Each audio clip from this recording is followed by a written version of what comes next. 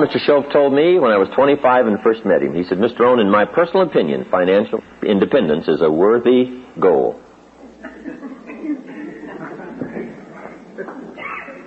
Now, he really said that for a reason, because a lot of people are having problems with financial independence simply because they have some moral issues really confused in their minds about the value of money, or the danger of money, or having too much money, or that the true values of life are not wrapped up in money, so money really doesn't matter that much. And some people have some problems in this area, and I'll admit I had some. When I first started making more money in 1 month than my father made in 1 year, at first I was very disturbed by that. And guess what? For a long time, I wouldn't even tell my parents. I didn't tell them. I said, what are they going to think? I make more money in 1 month than my father makes in 1 year. How can I tell them? And I was really confused about that. I was really bothered by that for quite a while. I think it was several months. No, because here's when it ended. I finally worked up the courage to tell them how I was doing. I can't remember now just how I put it. I was just trying to figure out some way to put it right, to break the news to them so it, wouldn't be, too great a shock. When I told them what I was doing and what was happening and what was going on, they were just incredibly delighted. They were terribly happy, terribly excited. And I discovered that I'd worried and been bothered all those months for nothing. Because I had this in my mind. How am I going to justify it? How am I going to, work this whole thing out? How are they going to feel? And sure enough, I had just conjured all this stuff up in my mind, and it really was not real.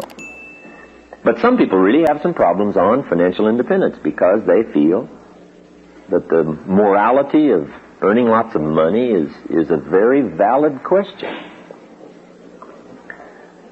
Every once in a while, someone after my seminar says, I think you talk too much about money, success.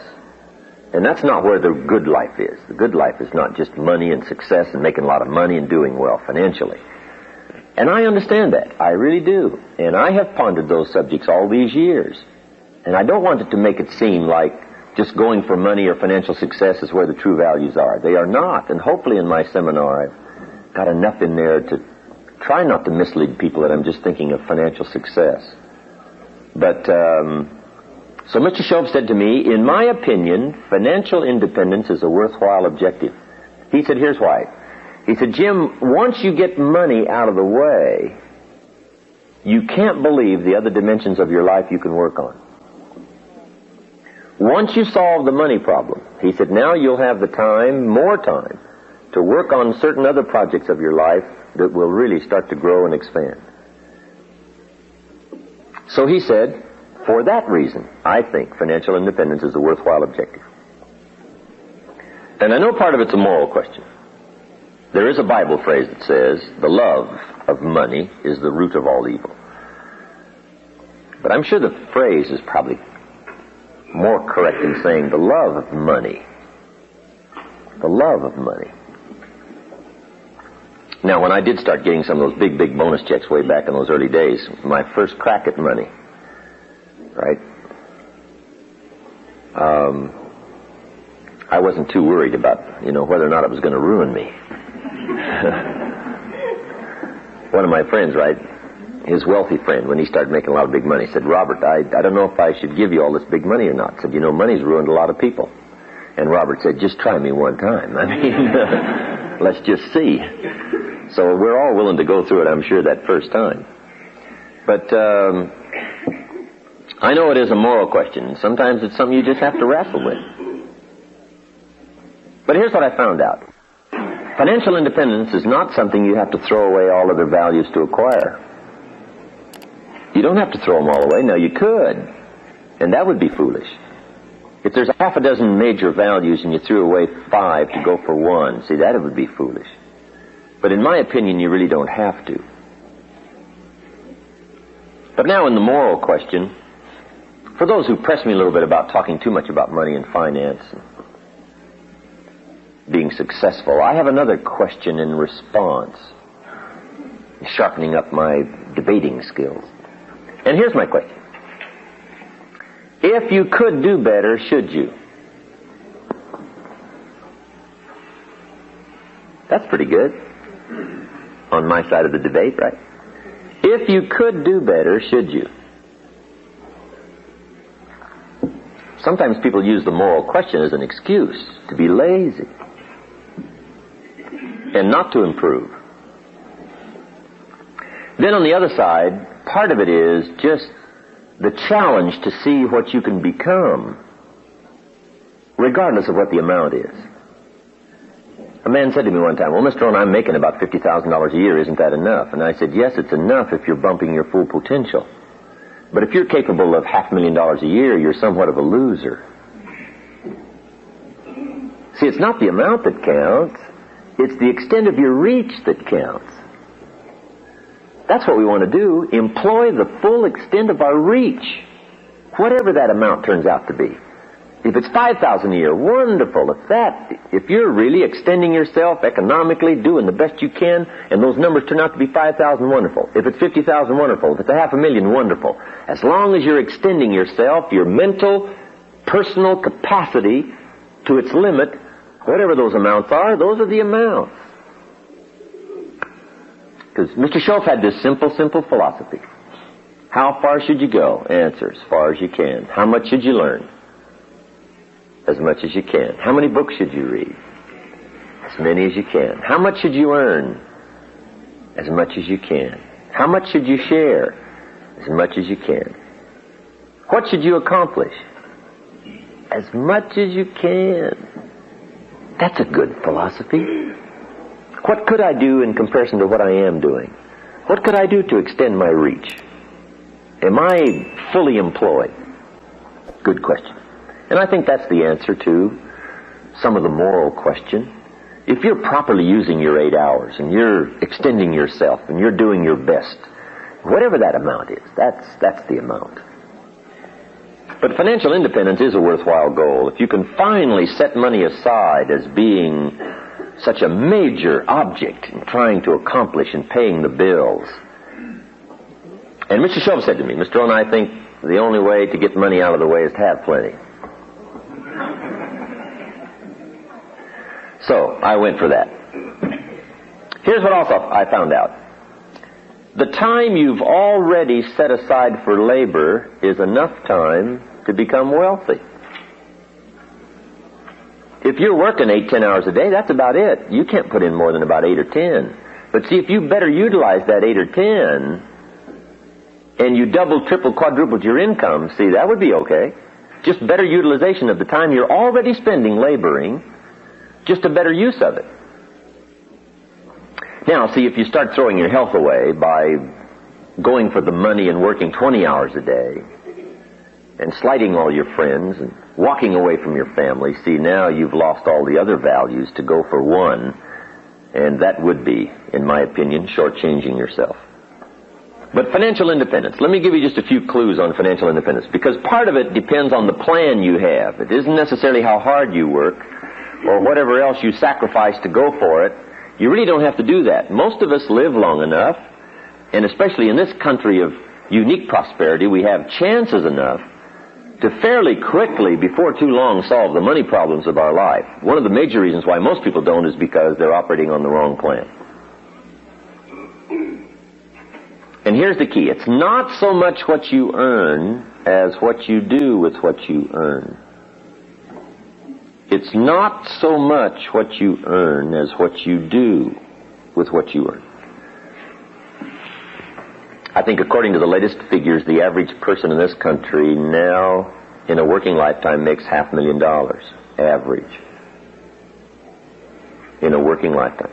The question is, at the end of the working lifetime, where is it? Now, see, some people have got it, and some people haven't got it. Right? They both earned it, but they both didn't keep it. And part of it is just simply operating on the wrong plan. For financial independence, here's a good book to get, to start giving you some ideas. It's called The Richest Man in Babylon. The Richest Man in Babylon by George Clayson. It's a good book to start with on financial independence. Neat little story. Give you some great ideas. Here's the theme of the book, The Richest Man in Babylon. Learn to live on 70% of your net income. This is just a suggestion plan. Learn to live on 70% of your net income. Now, net simply means after taxes, because that's the only money you get to see anyway, right? Jesus, master teacher, said, pay Caesar first. And in this country, Caesar takes it before we ever see it, right? So, Caesar gets paid. But those were the instructions. Pay Caesar first. Okay? Give Caesar what belongs to Caesar. In translating this into kids' language, we call it the care and feeding of the goose that lays the golden eggs. Everybody's got to be taught the care and feeding of the goose that lays the golden eggs. You don't tear up the goose and divide it up. Guys, I got me a handful of feathers. Say, oh no. Somebody else says, I got me a wing. Say, oh no, poor goose. Right? We won't have a goose very long. You must care and feed the goose that lays the golden eggs. And you say, well, the goose eats too much. Well, that may be true. Maybe we all pay a little too much in taxes, I'm sure. Right? The president is trying to get through the Congress some way to reduce our taxes so the goose won't eat too much. And every goose has an inclination to eat too much, right? So the government spends too much money. The goose is overweight. I understand that. But we're all a little over, right? Everything by longevity tends to get off course. Everything. Everything needs to be corrected. And that's just part of life. The longer something goes, the more tendency it is to eat a little too much, indulge a little too much, try to gather up a little too much power. You know, that's just natural, right? And the government's the same way, right? You hire somebody to be a servant in your house, and now they want to take over. You say, no, I hired you to take out the trash, not to run the house. But sure enough, by longevity, right? People just gather up. You know, more power and whatever. And then it's got to be corrected, put back in place. Everything needs to be corrected. Our diets, our lives, our friendships, marriage, everything tends to get off course. Goes along pretty good and starts to drift. Got to bring it back, starts to drift. Bring it back, starts to drift. That's just part of life. So the goose does overeat. I understand that. And perhaps, you know, we do pay too many taxes. And the government does, you know, spend some of our money a bit recklessly. I understand that. But see, Jesus did say you've got to take care of Caesar. Because part of Caesar's responsibility is to be the goose that lays the golden eggs. We do have to have a society. We do have to have a government, or you have no market. Okay. And among the governments of the world, we do have to protect ourselves. Because somebody's got to pay for the radar. And the Polaris submarines. And the B-52s. And the missiles. Somebody's got to pay. See, I don't mind picking up my share of the radar. You know, and hire somebody to watch it. And make sure they stay over there. You got to do that. So you got to care and feed the goose. Mr. Schultz taught me to be a happy taxpayer. Now that was a whole new thing for me. Be a happy taxpayer, not a reluctant taxpayer. Okay, you got to care and feed the goose. And in this country, of course, you know, for a portion of our incomes, maybe it's a little too much, but pay it happily anyway. You know, maybe they'll straighten it out and it'll come down a little bit. Or whatever. Just pay it gladly. To know that we've got to have the Army and the Navy and the Air Force and the submarines and the battleships. We've got to have a show of strength. We've got to be a leader among the free world. We really do. And all that's got to be paid for. So I don't mind picking up my share. And everybody ought to pay their share. In my personal opinion, the poorest of the poor ought to pay federal income taxes, if it's only $1 a year, so they have the sense of contributing to the care and feeding of the goose instead of just taking. They also contribute at least $1 a year, the poorest of the poor, so that they have a sense of helping to pay for the safety and the security of the country. Because see, with our present Navy and Army and Air Force and the governmental structure and what safety we do have around the world, keeps us here secure in our homes, right, where we can work and enjoy each other's, commerce possibilities, trade goods and services, and make money, enjoy ourselves, and have parties. Now, if somebody's willing to do all that out there while we're here having fun, making money, and having parties, I don't mind picking up my share of the tab.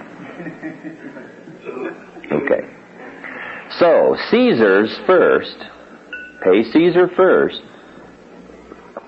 Then, what you got left after Caesar needs to be divided up. And the book, The Richest Man in Babylon, gives you some suggestions on how to divide up your money and where to put it, so that you'll have a good plan. Everybody needs a financial plan. Because here's how you surely wind up broke. Spend all you make. So you just wind up broke. Now, in those early days way back there, I spent more than I made. That's why I'm making it down to budget. Finance. To finance the deficit in my spending. Okay. Some suggestions on what to do with the money you've got left now after taxes. One is, learn to be enterprising. Profits are better than wages. Everybody should turn part of their income, even if it's from wages, into capital and become a capitalist. The healthier the country becomes is going to be a result of more and more people becoming capitalists. Not just letting big business be the capitalist. Now, communism teaches that all capital should be in the hands of the state. And we should take it out of the hands of the individuals because they're too dumb and stupid to know what to do with it. All we want them to do is just show up and do their work and go home and behave themselves to stay out of trouble. And we will take care of the capital, the government. Now, see, in this country, we don't believe that. Communism teaches everybody should blend into the mass to the glory of the state. And we all say, heck with that. The state is the servant. And all glory to the individual. That's what we believe in capitalism. Take the capital and divide it up among all the people. And let the people start a business and start this thing going with commerce and interchange of goods and services. And you will create a dynamic society unprecedented in the history of the world. And we've proven that that's true. But see, communism says, give the state all the capital. And we don't believe that. We believe that everybody ought to be capitalists. Use it in their own way. They'll think of things the state can't think of. And they'll react much quicker than the state will.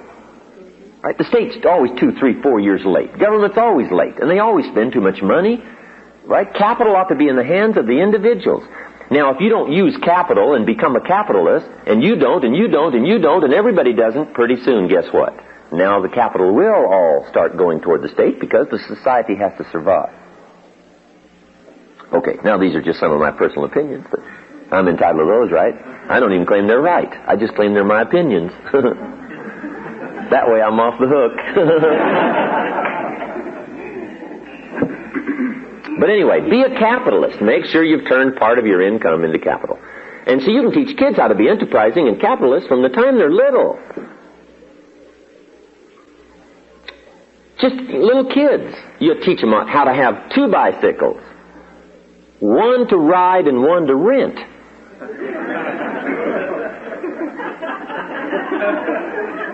To earn money. Okay. And teach kids how to earn money. Not just get a job. Teach them how to be enterprising. Teach them how to sell. One of the best ways to learn about life is just get out and sell something. And little kids can sell. Teach them how to buy a bottle of soap for $2 and sell it for $3. Right down the street. Your market's next door. You don't have to go very far. Teach kids how to knock on doors. Say, Miss Brown, I got this soap. It's the finest in the world. Teach them how to do that. And then teach them all the advantages of being a kid. Some people will buy from you just because you're little. They will. It's an advantage. And the littler, the better. So you teach them how to be little. And you've got to hurry because you won't be little forever, right? Get out there and take advantage. Right? So a little kid knocks on the door and says, Miss Brown, I've got this soap. It only costs $3 and it's the best there is. And I'm your neighbor. I can take care of you. You should buy it. And besides, I'm little. Miss Brown says, hey, I appreciate you coming by. That's really nice. I appreciate that. But look, I've already got plenty of soap. Little kid says, well, let me come in and check. Right? See, kids don't mind doing that, right? I mean, they know how to overcome objections. You don't need to give them classes. They're incredible. Now, a little kid makes a sale, it's got $3. Now what you got to do is not only teach them how to earn the $3, how to get the $3 by making a sale. Now you got to teach them what to do with the money. Now, it's very simple what to do with $2, right? Set it aside so you can buy another bottle of soap. Kid says, well, that makes sense, otherwise you'd be out of business. That's right. And I know some adults are a little short on that information. So you got to set aside $2. Kid says, well, okay, then I got $1 to spend. Say, no, if you spend that, you'll wind up like most people age 65 broke. And then take them to that part of town where people are 65 and broke. And show them. Let them walk around the neighborhood, drive around. And the kid says, well, I don't want to live like this. Say, fine, now here's what you do with your money. You just got to show. Sometimes you got to go and touch and look and see what you don't want so that you'll make arrangements over here not to ever be there. What was that movie they came out with where they took the kids to the jails? Scared Straight. Let them visit with the prisoners, right? And firsthand they looked around, saw these bars in the jail, prisons, talked to some of the prisoners, and firsthand got somebody to say, whatever you do, don't come here. Now that's not some minister saying, don't go there. That's the man saying, don't come here, whatever you do. Let me show you what it's like. Here's where I have to sleep. I can't get out. I've got 15 more years to spend here. Kid's eyes get about this big saying, I don't ever want to wind up here. See, that's good, right? And to teach us all, we've just got to go where it is, where people have had the wrong plan. And that's sad, right? To look back and say, I picked up the wrong plan at age 20. Look where I am. Who talked me into this plan? I bought the wrong plan. So then the kid says, okay, what'll I do with my $1? Say, here's what you do with your $1. 10 cents is for the increase of capital. And everybody ought to have the same plan. 10 cents out of every $1 should be for the increase of capital. Now, see, the kid understands this right away. He says, well, that's true. If you saved up your dimes and could buy 2 bottles of soap instead of 1, you save yourself a trip. That's right. Now, not only do you save yourself a trip, some people will sell you 2 bottles cheaper than 1. You buy 1 bottle for $2. They sell you 2 bottles for $3.80. Kid says, how clever. Then when you sell it, you make more money. That's right.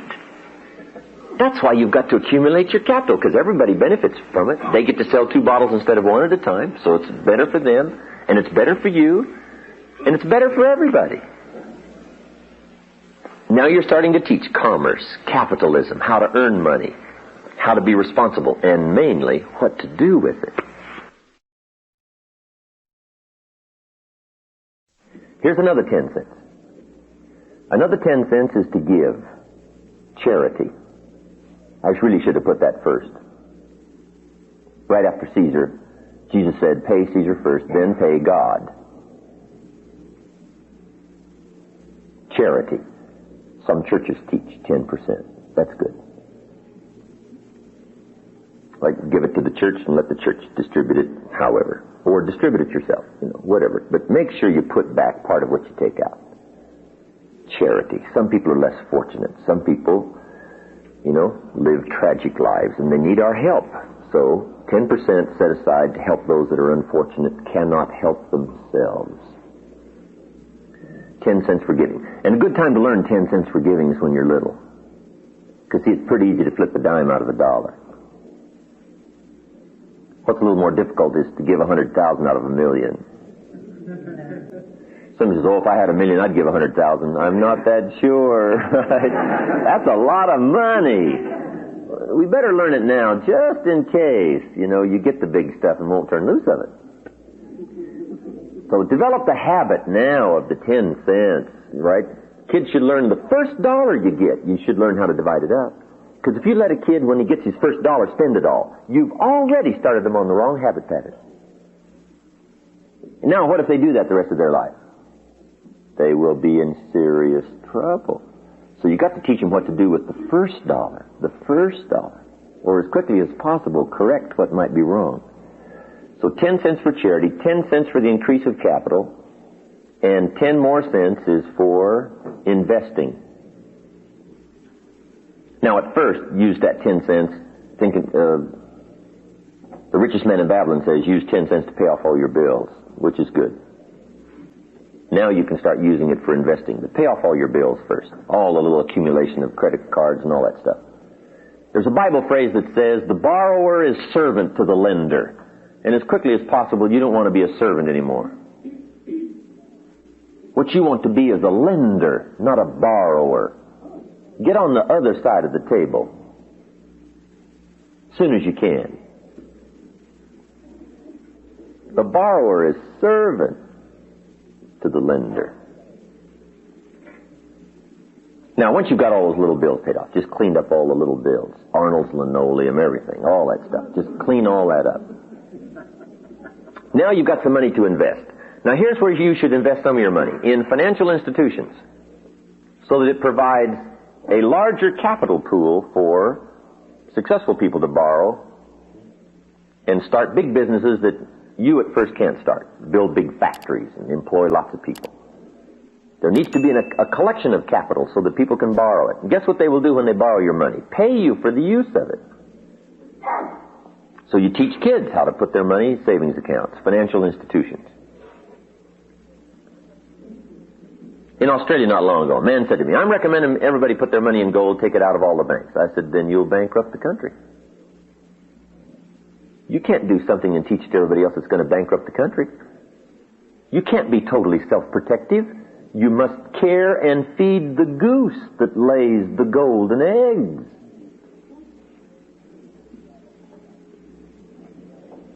If you're going to drive on this society's streets, and if you're going to walk on society's sidewalks, and indulge in society's commerce and goods and services in the community, you've got to do your share to care and feed the goose.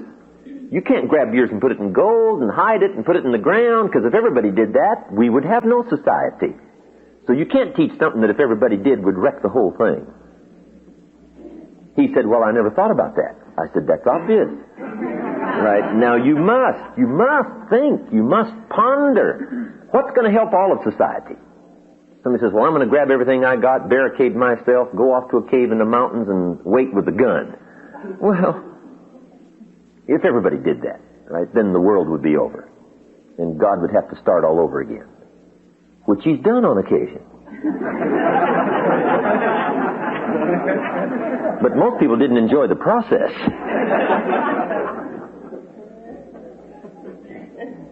So what's going to help everybody? What's going to help commerce? What can I do on my part on taxes and my part on savings and my part on helping financial institutions that will build businesses and employ more people and keep the health of the country going and alive? Right? You just have to think, not just about yourself. Right? Self-thinking is for the development of skill. Now we need to think also outward about what can I do? My part, my 10 cents, my percentage. And you can teach this to kids. Put your money in financial institutions. Kid says, well, do you get it back? Say, sure you get it back. They borrow it for a while and give it back to you. And they also pay you interest on it. Pay you money for using it. Kid says, how clever. And then you give him the blockbuster. He says, yeah, but what do they pay kids? And you give them the good news. Same rate as they pay adults. Now you can start acting big. Because now, number one, you are a lender instead of a borrower, and you're getting paid as much as adults. Even if you're 10, they pay you the same percentage. Kid says, wow. Now then, you also have to teach kids how to be happy taxpayers. Because kids become taxpayers as soon as they spend money. They go down to the local store, spend 50 cents. Shopkeeper wants what else? 3 more cents. Kid says, it says 50 cents here. Says, it's 53 cents. You got to give me 3 more cents. Kid says, well, what's that for? Who gets that money? Now, at age 10, he's a taxpayer. 3 cents he's got to cough up. Out of his hard-earned money. He earned it. It's his. Kid says, the shopkeeper says, you got to give me 3 cents. It's taxes. Little kid says, well, I'm only 10. Doesn't matter. At 10, you become a taxpayer. Now you've got to teach kids how to be happy taxpayers and what the 3 cents is for. Otherwise, they will be confused. So you teach them what the 3 cents is for. See, well, see the sidewalks and the streets? Everybody can't make their portion of the street. You don't have the equipment. So what we do is we all gather up this money from all of us, and we pay somebody to build these streets and these sidewalks. So you have something to ride your bicycle on, and you can go places. Kid says, well, that makes sense. Then here's my 3 cents. I'll make my contribution. It's part of the care and feeding of the goose that lays the golden eggs. And then you also teach kids. See the police car going there? You own that. It's yours. And the guy in it's one of your servants. Servants, called public what? Servant. So at age 10, you got some servants. Servants. Taking care, keeping the bullies away. When you get in trouble, give a call. See, once kids understand, once people understand where the money goes, what's it for, make the happy contribution, divide up your money gladly instead of reluctantly, okay, then you can just change a lot of this inner turmoil. And you get more excited about participating and doing your part and learning skills and growing, so that you become an incredibly unique part of society rather than a reluctant part and a foot-dragging part and an unhappy part and a miserable part, and you do it with animosity instead of joy. So you can imagine what the complex of society and how it would change if everybody had those feelings. But if enough of us do, see, we'll be able to affect all the others, at least in some measure. What you do with your money. So now we've got 30% set aside. Learn to live on 70. Okay? Caesar first, then God, 10 cents for increase of capital, 10 cents to invest. Live on 70. Now once you get doing extremely well, you can even start living on less and less and less, because the amount is more and more and more. Now a few more tips on financial independence and we'll take our first break. Here they are. Number 1, if you haven't done it in a long time, put together a financial statement on yourself. A financial statement simply is a piece of paper divided in half, and on one side is all the list of your assets, the value of your assets. On the other side of the paper is all that you owe, called liabilities. Then you subtract one from the other, and that now is called your net worth. Mr. Shope asked me, have you put together a financial statement recently? I said, I never have put together one. He says, well, now's the time to do it. And I wasn't too happy about putting together that first one. I said, well, it's not going to look that good. He said, it doesn't matter how it looks. You got to have one. To get where you want to go, first of all, you got to know where you are. Say, where am I, without kidding anybody? Okay, now this first financial statement, you don't have to publish it in a public record. It's for your own private eyes to see, but you got to see where you are. Take a look. Now, when I put my first one together, I had no problem on the liability side. I mean, that was long list. Budget, finance, they were all on there. Money I'd borrowed from my parents. I mean, it was all on there, right?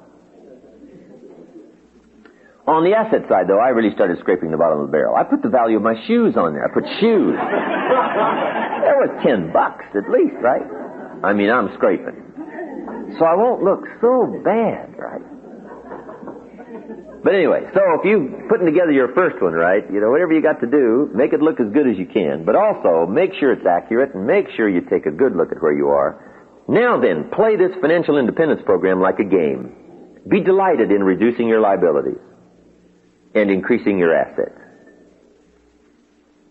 Once I got the hang of this, I started putting together a financial statement about every 30 days. Sometimes even less. If I knew the picture had changed quite a bit, I'd draw me up a new financial statement so I could put away the old one. Here's my new one. You just play it like a game. And then learn to be excited about reducing your liabilities.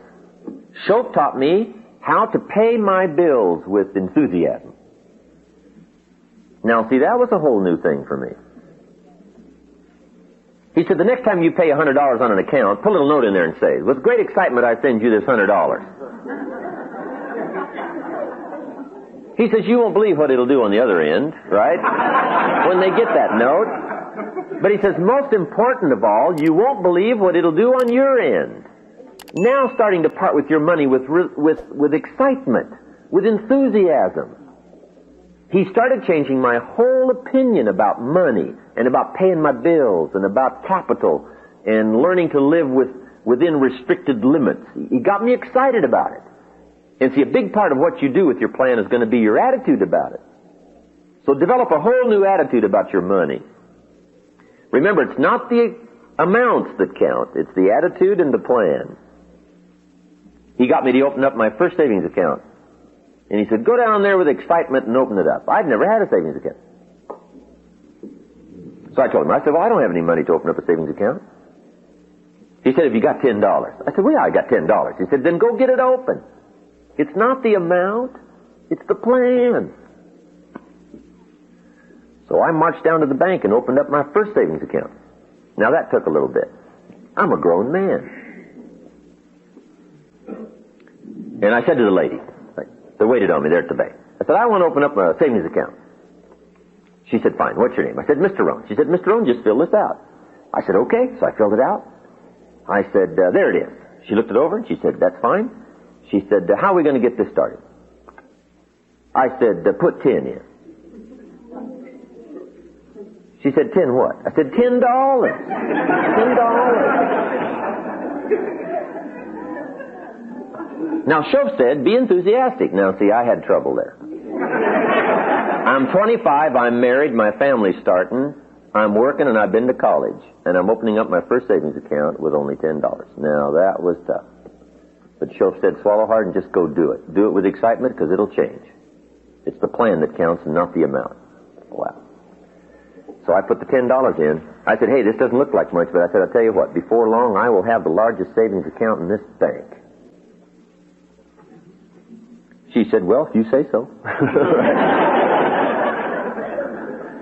Guess what?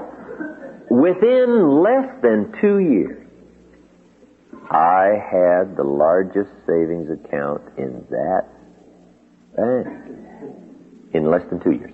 Shoaff was right. It wasn't the amount. It was the attitude. It was my new plan. I got excited about rearranging my life, putting it together. Here's a couple more. Keep strict accounts.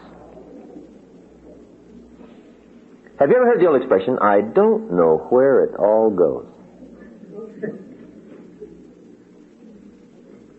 Let me give you probably one of the most important phrases of the whole weekend. You've got to know where it all goes. You just got to know. The Rockefeller boys said their father, grandfather, made them keep track of every penny they got and where it went. It's called habit.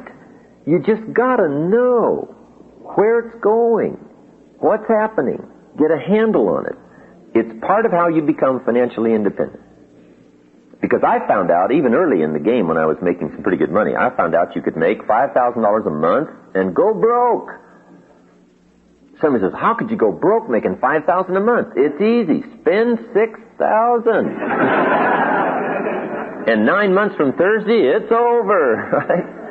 If your outgo exceeds your income, your upkeep becomes your downfall. You got to know where it goes. So keep strict accounts. Now then, when you can start investing, start a little business on the side, do a little buying and selling. See, some of the people just got incredibly wealthy in this part of the country, right, in real estate in the last 12, 15 years. Unbelievable. Be on the lookout for buying. Now, collectively, for us, in doing business, we have somebody who specializes in looking for investments. But until you can afford that kind of luxury where people can look and find places, to put your money to get best advantage of making it useful as well as making money, you've just got to be sharp enough on your own to do some buying, do some selling. Now, so you can even teach kids how to make proper investments. What if kids bought light bulbs 3 years ago and just put them aside, put them away? Went down to the Safeway and bought them. And brought them home, put them under the bed, put them in the closet. 3 years ago. What are they worth today? 2 or 3 times as much as they were 3 years ago. How would you like to make that kind of return on your money? Incredible.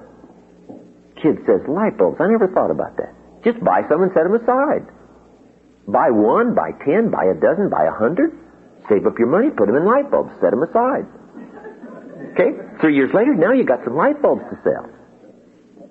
At an incredibly inflated price.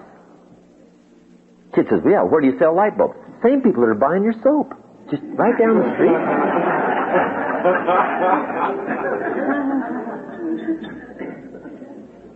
Financial independence.